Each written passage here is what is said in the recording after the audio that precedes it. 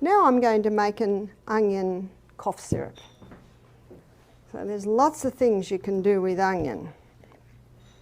So I've chopped up an onion, and I'm going to put approximately a teaspoon of honey on top of there, and then another layer of onion, and then another teaspoon of honey, and another layer of onion. I'm starting to cry.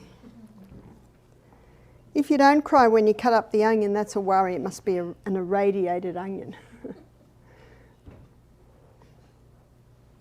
And you keep doing this until you've filled your jar.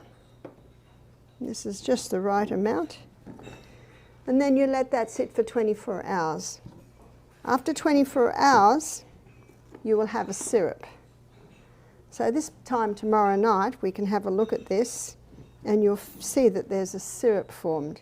So at the moment, we've just got this thick, gooey, sticky honey. Now on top, I should do about 2 teaspoons. At the moment, we've got layered in the jar thick, sticky honey, and if I move it, I don't see any fluid there. I've just got thick, sticky honey and chopped onion.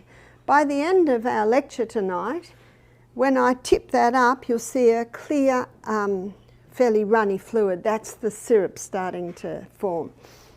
And by tomorrow night, that's 24 hours, you'll see a fluid that comes up to about here. It'll be like an amber, very runny fluid, and that's your onion syrup.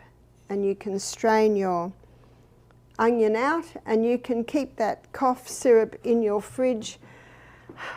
Well, I don't know how long you can keep it in the fridge, because it never lasted long in my house.